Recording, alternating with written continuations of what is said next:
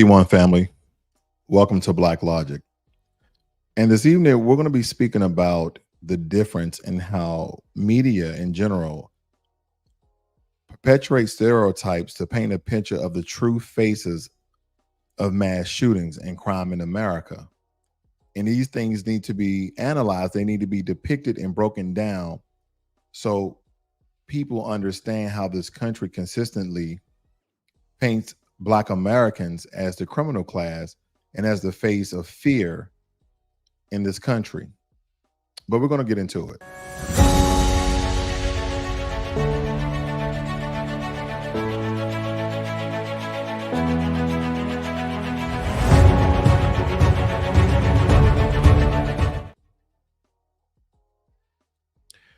Now, I guess the question is, are white mass shooters the same as Black mass shooters? Because the mass media has painted a very broad picture that they are. But the truth is there is a huge difference between the two, because majority of the white mass shooters are race-based and family-based. Yeah, if they're not trying to kill someone who is non-white, unfortunately, they're taking a lot of their family lives, and statistics shows it. There are typically young and middle-aged white men who are racist intentionally and conduct mass shootings to harm and unalive Black people. Family-based white mass shootings harm and kill their own families. Now, on the other hand, the majority of Black mass shootings are gang-related. They are part of a different narrative driven by gang violence rather than racial hatred. Now, it's important to recognize these distinctions and not lump all mass shooters into one category. And that is what the media has been doing and not has been doing. It's very contradictory to the point where it's so murky, it's so unclear. We have to understand how white supremacy takes both sides of the narrative. They take both sides of the debate. Understanding the motivation behind a lot of these tragic events, and I believe is very, very crucial, and in some regards important in preventing future acts.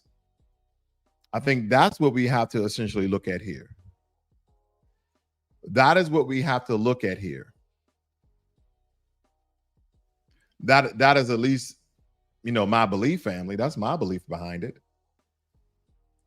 So this is coming from the National Gang Center, which is a subsection or a department of the Department of Justice, okay, a branch of the Department of Justice. And this has to do specifically with national youth gang violence, okay? And there's only one thing I want to point out here, family. When it says defining a gang, okay, it says, and this is boiled down to youth gangs, defined as a group of youths or young adults in jurisdiction that you or other responsible persons in your agency or community are willing to identify as a gang. Do you guys see that? Do you guys see that? So basically, they can determine whoever they want to be a gang. And we understand that America, unfortunately, has painted a very large youth population from the Black community as gangs. If they have dreadlocks, if they have plaits, if they have any sort of long hair, any sort of tall hair, they painted them as brown to dark skin. They painted them as drooping jeans and certain type of clothing. That is the picture that has been painted. Because according to the Department of Justice, it states that in your jurisdiction or other responsible persons in your agency or community are willing to identify as a gang. Yeah, they're a gang over there. That's a gang. And then when you look up the definition of a gang, it says an organized group of criminals. No one just says, look at that gang of people. No one really no one really says that. No one really says that. They don't. And so automatically people have a negative connotation. They have a negative connotation of how they're labeling these things whether it be the Department of Justice or the actual definition. Okay. Then when we look at this, and this is cite my source, this has come from the FBI family. This has come from the FBI, because I don't want no white supremacists to think that I'm curtailing the numbers or changing the numbers. It says, according to the FBI, and these are the latest stats, there were over 10,000 Black people who were unalived in the United States and 7,000 who were white. And coming down here, what you see is, according to the National Crime Victimization, whites had the highest rates per 1,000 of violent criminal victimizations, followed by Hispanics, Blacks, and Asian folk. Okay. And these statistics pretty much back them up.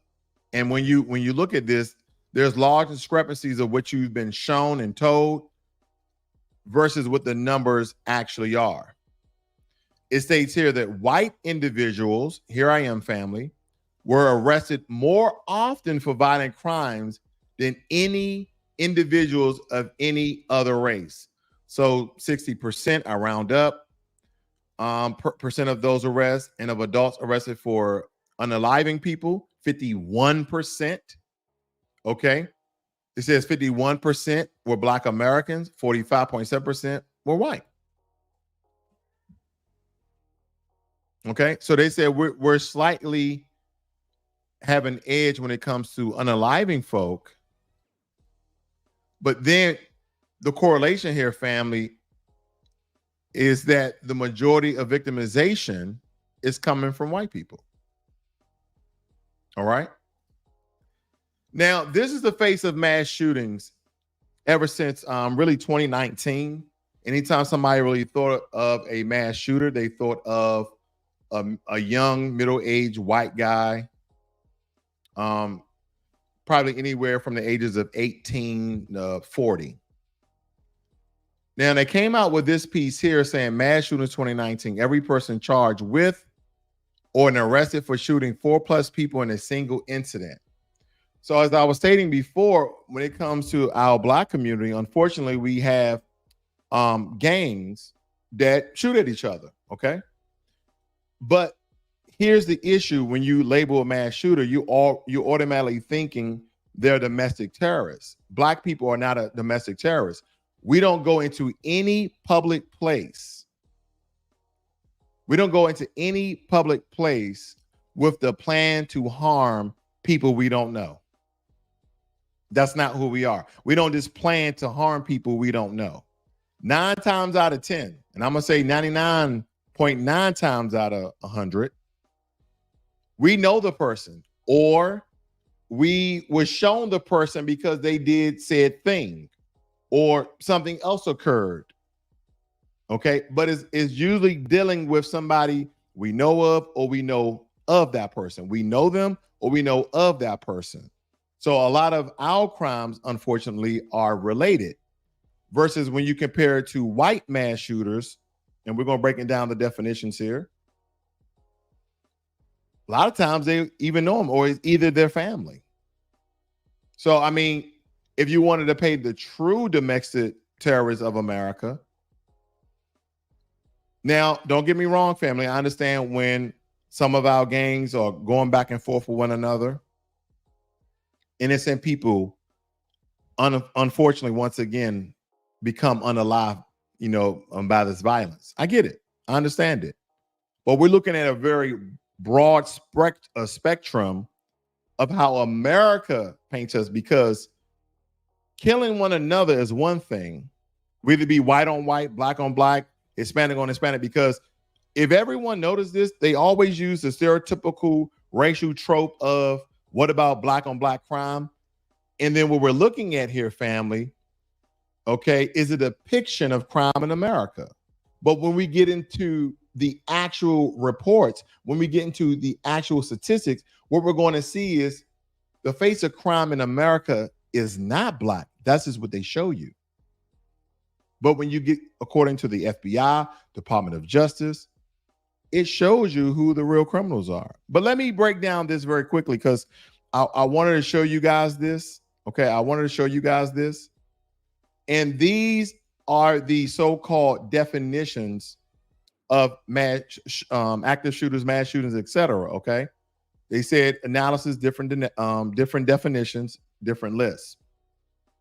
It says here, according to the FBI, define what they call active shooter incidents as those that result in 4 or more people, not including the attacker, being shot unalive in public through actions. Okay, and it says that it's not related to terrorism, gang activity, or the commission. Next one, Every Time for Gun Control, a pro gun control nonprofit that collects data on shooter, also defines a mass shooting as one in which at least 4 people are unalive, not including the shooter. Okay, but it includes taking place in private homes, a circumstance that the FBI omits from their methodology. Mother Jones Magazine, in their mass shooting database, defines such shootings as indiscriminate rampages in public places resulting in 4 or more victims unalive by the attacker. I want you to focus on that one. Because think about this. Define such shooting as indiscriminate, meaning they don't care who they're shooting at.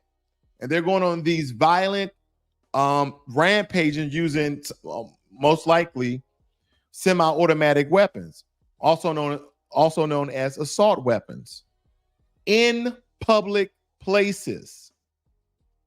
In public places. Now, I know a lot of times when we watch these drug shows, whether it be the whole 56 Power series or any other New Jack City, okay, whatever you're watching, it always shows, when it comes to violence in the Black neighborhood, it always shows Black folk, if they're doing a drive-by shooting, either driving up next to a car or through a neighborhood, that they know who they're shooting at. And unfortunately, people who are innocent are outside and getting shot. I guess they call that collateral damage, and that's horrible. But the point is, when you live in the hood, when you live in the ghetto and you know what's going on, a lot of us go inside. Everybody knows not to hang out after a certain time, because those other gang members are not just coming to kill innocent people, right? They're not saying, okay, when is everybody out there? Man, it might be some civilians out there, man. Oh, man, but this is the only time we can get them all together. Guess who else does that? The U.S. military. The U.S. military does that. It's called collateral damage. And if the target is that important, they're willing to go through the worldwide scrutiny in media because they want to get rid of that target. A lot of you know what I'm saying. A lot of you understand what I'm saying. Stanford University, now defunct Mass Shootings in America Project, defined a mass shooting as one in which 3 or more people were shot but not necessarily killed, excluding the attacker. So the point I'm getting here, family, is there are so many definitions of mass shootings. So this is why they can combine these different sort of statistics in order to paint this very broad picture. Here's another thing we're going to find out. Did you know they say that Black Americans, Hispanic folk have the most gangs in America. Second to them are Black people. But the one thing they do not count as some of their gangs, they only count their white supremacist extremist group gangs. They don't count bikers. I think there's over 100 majority white biker groups, clubs, gangs in America. So if that's the case, how in the hell are you not counting? They even call themselves gang. They call them biker gangs. Oh, under the guise and under the mask and under the veil of biker clubs. I got it. But I know all of us are anarchy, right? Or Sons of Anarchy. That's what they call it, Sons of Anarchy. I know you guys have seen it. I've seen it. I've seen it. I've seen it. But that's what people would like to do. They would like to cast that picture. And this next one we're going to look at here, This is coming from the National Institute of Justice. Okay. I see Iron Will in the room. And let me just break this down for you guys. Let's see here. Here we go. Public Mass Shootings Database amasses details of a half century of U.S. mass shootings with firearms, okay, generating psychosocial histories. Let me just go down to my highlighted. I had something. There we go. Now, this is one of the most important things I'm going to show you here this evening, family. Mass shootings demographic. And don't forget, this is coming out of the Department of Justice, not Blacklogic. So it's not my bias. And if you notice, this is what I love to do because, you know, sometimes they may think we're getting emotional. No, I'm just showing the facts here. It states here, those shootings were 52% white and roughly 21% black. When we're talking about mass shootings. So even with the gang so-called related mass shootings that don't supposed to be counted because they're not, because they're targeting, they're not indiscriminate. So they should not be counted when you're talking about mass shootings in America. Now, of course, that's my opinion because evidently we can't get on board with one another because all these different entities, all these professional and educational institutions cannot get on board with one definition of what a mass shooting is. And I know some people like, well, according to your state, according to federal, then that's what mass shootings are. I got that. But when you have all these large corporations, think tanks, educational institutions, either contradicting or debunking or adding or taking away certain words, it changes the whole definition because not people are just getting information from one source. Now, I want you to look at these statistics. These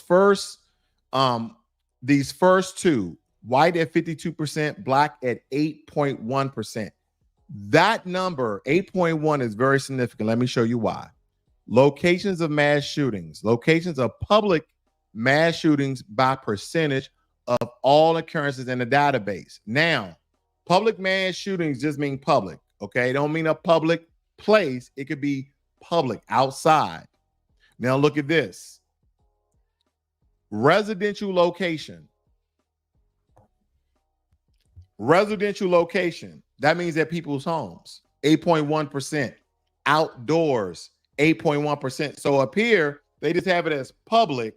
Then they break it down even further so you know exactly who's committing the mass shootings and where they're committing them at. 8.1 outdoors, 8.1 residential location, 8.1 black folk. Where do you think they're getting at 8.1? The exact numbers.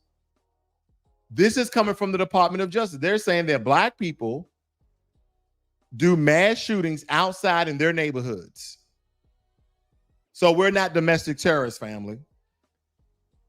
Then they say 30.8. And then you start getting into, okay, these two numbers, these three numbers combined don't make 30%. So you already know where it's going on. The workplace. They're taking a majority of that, the workplace, in retail establishments. You see that, family? See 4.2? No. They're probably in here, place of worship, college or university, something like that. But that is the real face. And these are the numbers that I know people don't go and research like like I do. But nonetheless, these are significant numbers because this is how you can use information as your shield. This is how you can use information as your nuclear bomb. Because a lot of times when you guys get into these discussions, okay, a lot of times when you guys get into these discussions with other groups of people and you don't have that ammunition to fire back, let me tell you something. A lot of the people you may be getting to these conversations are extreme conservatives or there are extreme liberals. So if they are one of the two, information, statistic-based information from the federal government debunks them all. It debunks them all, family. That's what that does. Let's look into this. Now here, according to this research department, I always mess up the name. That's why I skipped it. You know how we do.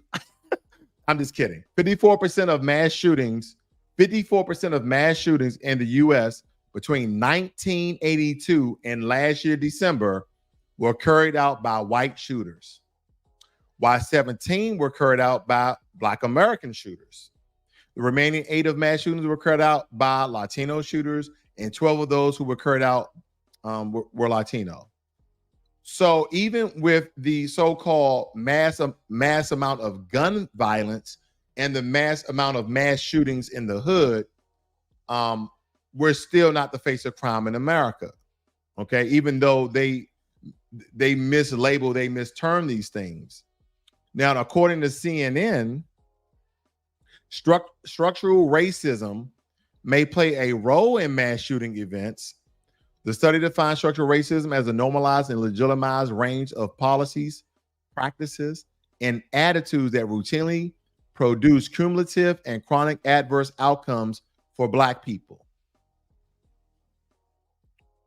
That's what we're talking about here, family. I see my good brother Jermaine Anderson. Salute to everybody in the room. Thank you guys for joining me here this evening. If you've not already done so, please hit the subscribe button as well as the like button. Okay, please subscribe to the channel, support the channel. I would appreciate that. And a lot of these things, when it comes to us, is gang related, is it not? It's gang related. And then when we look at the true crime in America, we now have the information to back up that very thing. We have the information to back up that very thing. Now, here what it states, this is shooters by race. They saying I can't do it that way. Okay, hold on. Here we go. This is shooters by race. And this is again to 2023. I just want to give you some bigger numbers. There are some slight discrepancies. According to the Department of Justice, they got us at 17%. Here they got us at 26%. Okay. Now, this was an interesting read. Okay. This was an interesting read, and I'm going to tell you why. They said that mass shootings, basically mass shootings or mass unaliving people in America doesn't have a race when they're white. What is that telling you? It's kind of piggybacks off the video on Friday I did about the media. This kind of piggybacks up on that. And I got a couple of things highlighted for you guys. I just want you guys take a quick look at these pictures. Okay. And if you guys pray, do that before you go to bed. These are some frightening images. Now, one of them, it says there can be many ways of approaching these horrifying phenomena.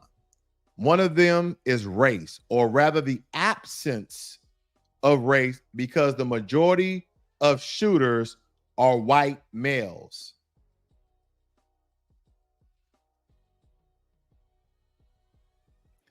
The majority of shooters are white males. Okay, and this is coming from the Daily. It states here, white males who unalive multiple people in schools, movie theaters, malls, clubs, you name it, and other places are typically seen as pathological, abnormal, and aberrations. They are never seen as the representatives of the race. But see, when we say that we suffer from mental issues, we're criminal. Oh, I ain't got no mental issues, nigga. You just a hoodlum. You just ghetto. You just poor. You just a criminal. You just a Neanderthal. That's what we get when we call the police out because one of our loved ones is having the mental issues. They say, "Oh, we can solve this with a couple of bullets." But the people who are committing a lot of these mass shootings, they label them as abnormal. I don't know. Why did Bill do that? No one knows. And pathological. This is aberration. This is kind of a one in a lifetime thing. So don't look for more of this. All crime has this racial aspect on it. And this is what media does. It has painted it.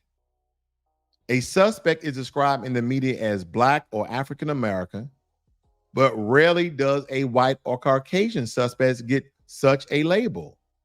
In our ideology, construction of race, whiteness is not seen as a race. It is indeed the norm, visible and universal. Wow. In the case of the shootings under discussion here, Asian or Korean Americans and Arab Americans fall into in-between categories amid America's historically white-black polarity. Any aspects of white privilege these groups earn by not being black is lost in the media's attention surrounding such shootings. We know this to be true, family. When is one of us who committed any sort of crime, they paint our picture all over national, regional, local, district news. It's everywhere. Everybody instantly finds out about when a black person commits a crime of a certain magnitude. And I'm not saying they don't do that for their own kind, but for the majority of them, they don't. It has to be really gruesome and low down and dirty and sinister. It has to be an immense amount of carnage, or it has to be in a very popular city for people to take notice of that. Okay? That's what this is about, family. It's about painting that picture. It's about painting that picture, family. And they've done it very, very well, because if we kind of look at this to kind of do a recap here for you guys, as we took a look at the statistics, study after study reveals a very obvious trend, a very chilling trend, because the majority of white mass shooters are driven by racial hatred. Again, FBIExplorer.com saying that black folk are the most victims of hate crimes, while white young middle age are the perpetrators of those crimes, of those hate crimes. They target places where we usually shop, where we usually gather at, whether it be from a church or a mosque. It's just not a random act of violence. It's a calculated assault on an entire community because of the color of your skin, because of your phenotype. And let's not forget about the family-based violence that often accompanies these very heinous acts that they commit. How many times have we seen headlines about a white man gunning down his own family before turning the weapon on himself? That's a warped sense of entitlement, I can tell you. Now, if you contrast that with the reality of black mass shooters, are they motivated by racial hatred? Instead, their violence is largely the people who commit those crimes in the black community, because not all of us are criminals. Only like 1% of us are criminals. Let's just keep it real. Only like 1%, but they're the ones who get highlighted. They're the one who get cast on TV. Their violence is largely confined to the context of gangs and criminal enterprises and the transactions they make. It's a completely different dynamic. So once that's often overlooked in mainstream media, rush to equate all acts of violence. So why does this false equivalency even persist? It's all part of a very larger narrative, one that seeks to demonize blackness while whitewashing the crimes of white perpetrators. It's systematic. Yeah. It's systematic, family. And it's entrenched in the system of white supremacy. They painted the picture, and that is what they're broadcasting on all sorts of their media. And I'm just going by the facts here. I'm just going by the statistics. That's all I'm doing for you, family.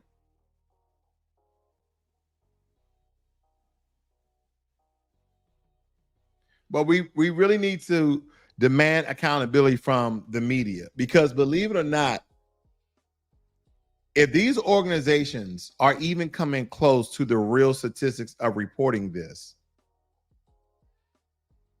then the biggest problem next to the system of white supremacy, which runs the media, illegal immigration, media is definitely in the top 3 of the enemies that Black Americans have. Because don't get me wrong, some people are like, well, they showcase us on TV and positive light sometimes. They prompt us up. We have our own shows. Family, just because they give a couple of Negroes a job, just because they paint one picture out of a million of positivity from the Black community, does not mean they're doing the sinister evil that demons do. Is think of the many ways they can erase and unalive and take the life force out of Black folk. I don't have to give you conjecture or bias or my propaganda, right? Because everybody's have their own form of propaganda. Media is a propagandized sort of network nationwide. Yeah, people who report we all have propaganda, whether it be constructive or non-constructive, true or false. Who can paint the biggest picture? So when we look at the dominant society and those who operate in the system of white supremacy, we understand that they have billions of dollars to paint any picture about any people that they want to. This is the power that they have.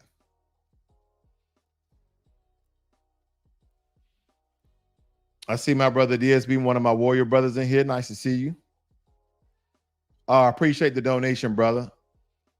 Appreciate the donation. Muhammad, those folks are indeed the children of Satan. All those devils shall stand before the Most High.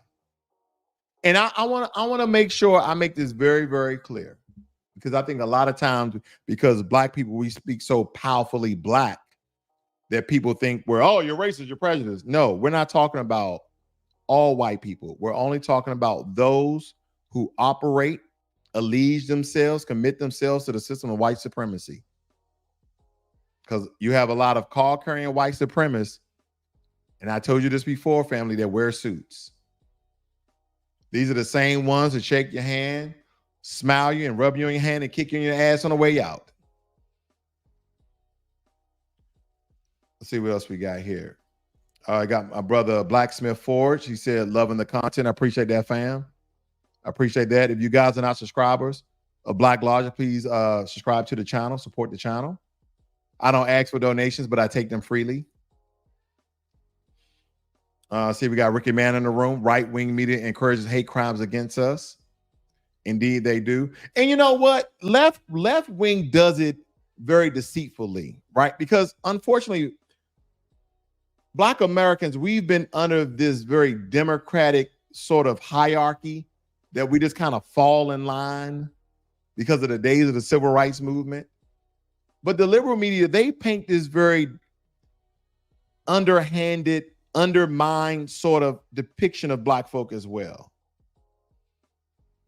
Because believe it or not, if you take political base racial topics from a CNN, from an MSNBC, ABC, and Fox News, if you take away the race part of politics, the only thing they'll be talking about are each other. See, on the left, they may say Black Americans, they may say African Americans, they may say people of color, they may say minorities. On the right, they just say woke, the woke liberals. That's all they say. They're basically saying some people read it as they're talking about everybody. They talk about everybody who's non-white. Then they're talking about everybody who's not a conservative, right? It is whatever party or rhetoric that you believe in at the time. But if you take away race from politics, they'll just be going back and forth with themselves, family. Now, I don't know if you guys are familiar with this story right here. Give me 1 second with this. They say safety concerns were top of mind for many Black Americans before Buffalo shooting. White gunmen killed 10 people, all of them Black, in a mass shooting at a grocery store in Buffalo, New York. I don't know if you guys ever been to Buffalo. I have not. I just know it's extremely cold. Okay, this is coming from Pew Research. About a third of Black U.S. adults were regulatory about being threatened or attacked because of their race or ethnicity. Now, some people are going to jump to, the reason why they got the majority is because of Black on Black violence. Black people are not killing Black people because they're Black. So when they say threaten or attack because of their race, we know where the majority of that is coming from. Okay. Here it states, and some have changed their daily routines due to these concerns. So 28% of Black folk are changing their routines because of some of the racial hatred that coming from the white supremacist society is inflicting upon us. Black Americans are disproportionately likely to be victims of hate crimes. And this is coming from Pew Research. So the sources: Pew Research, FBI, DOJ, all of these guys are colluding. They're colluding and giving us the facts because they're the ones who are reporting it. It states that more than a third of the 8,263 criminal incidents identified in the FBI's hate crimes report for 2020 involve anti-Black or African-American bias.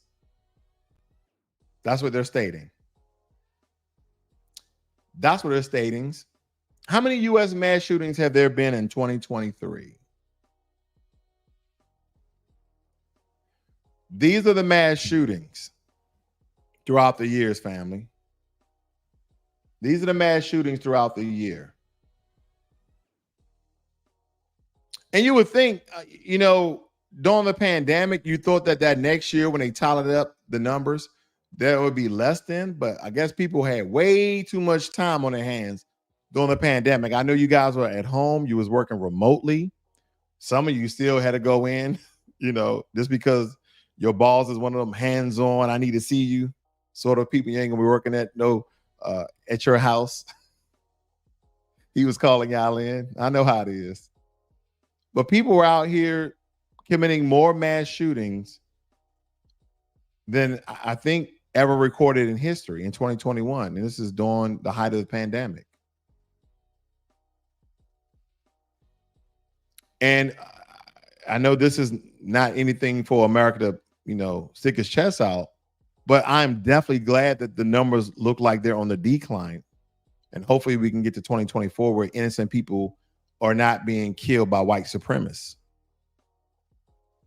Because as I told you before, the truth of the matter is that the majority of mass shootings that is killing indiscriminately, that's killing no matter what race, what creed, what religion, what sexual orientation, what gender you are, is coming from the white supremacist male population majority. Okay. And I just wanted to show you this as a fun fact compared to other countries. When it comes to mass shootings, we're number one. It's not one of the things you really want to be number one on, like I was first. Like this is not the one, America. This is the one. And here's the thing. I'm not telling people they should take away guns. Nope. People in America love their guns, and so do I. It's one of those things. If it's too hot in the kitchen, get the hell out. I don't know what I be doing over here sometimes, family. I have no idea. I just be clicking buttons. So bear with me, please. Bear with me. Bear with me, family. Bear with me. But I'm not telling America to take away guns because we understand the history of this country. We understand the independence of this country. So I understand why the quote unquote founding racists, founding white supremacists, bear with me, family, founding fathers, why they constructed the Constitution and made, you having the right to bear arms, which is the second Constitution, Second Amendment of the Constitution, the right to bear arms. So I totally understand that. And I would agree during that time. Uh-oh. Let me tell you something, family. A lot of you may disagree with this, but I don't care. Do I have weapons? Yes. Do I have all types? Yes. Afforded to me by this country of the Second Amendment. But the Constitution itself, in my opinion, needs to be revamped and revised. I do not believe that citizens should have assault rifles. And I know the reason for that is some sort of foreign army try to take over America. We wouldn't have to go to some sort of bunker or armory to grab these automatic weapons. I know. But believe it or not, America is one of the most secure countries, if not the most secure country in the world. We have all sorts of defense systems that I can't even begin to name. And we have allies who also participate with their own weaponry in this defense system. I'm not trying to take away rifles. I'm not trying to take away shotguns or handguns. Nope. We need handguns for personal protection. We know how this country is. We can't stop that. We can't take up all the guns, but assault rifles, family, military, police, special units, but public, nah. I changed my stance on that a long time ago, and I know a lot of people disagree. Are there a couple of good old boys out there hunting with AR-15s? Yeah, there's a couple of good old boys out there. And when I mean good old boys, I'm talking about black and white. But yeah, they out there target practicing, and some of them are training. See, what you have to understand, a lot of these extremists, they mostly derive on the right, them the ones who show the extreme racism.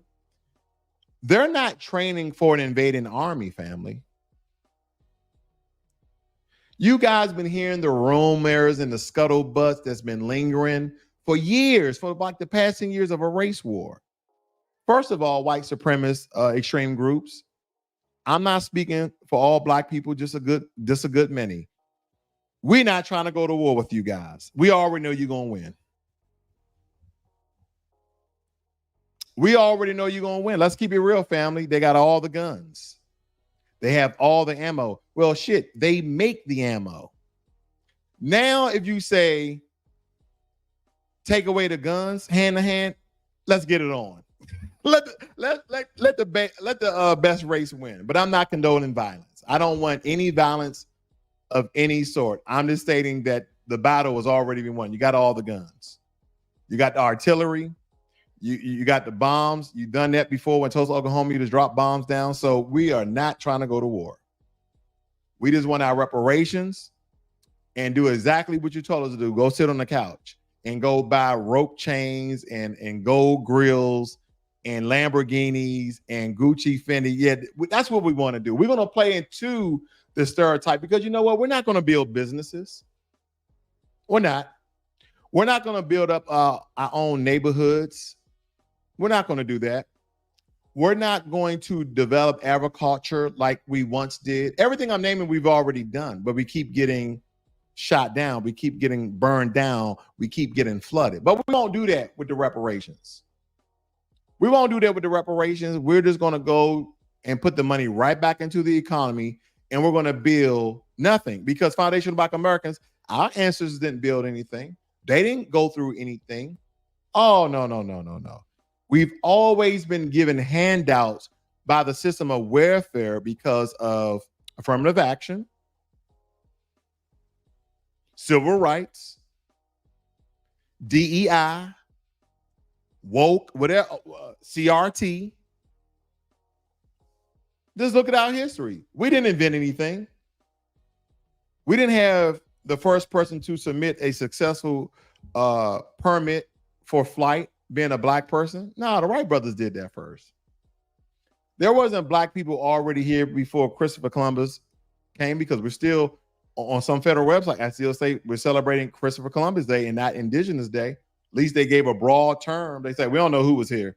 We just know Christopher Columbus wasn't here. But we got some websites saying that Christopher Columbus was here. So yeah. I mean, yeah, we didn't do nothing. No, we didn't build the country.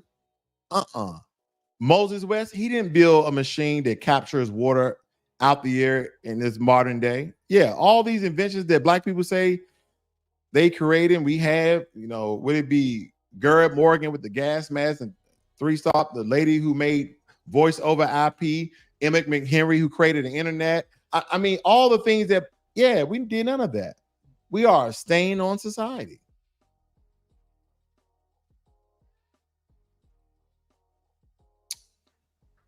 That's what they would like to tell you, family.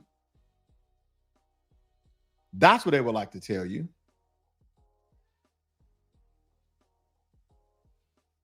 That's what they would like to tell you, but I look at it different. Whites had the highest rates per 1,000 of violent criminal victimization. They were victimizing a lot of people. They're number one. And again, family, because I know sometimes I speak somewhat strongly. I'm not speaking about all white people. There's some good white people out there. There's some good white people, family. I am talking about those who dip and dive and flirt and commit themselves to the system of white supremacy. That is what I'm talking about. Thank you all for joining me here this evening. You guys have a great and wonderful evening. Be one.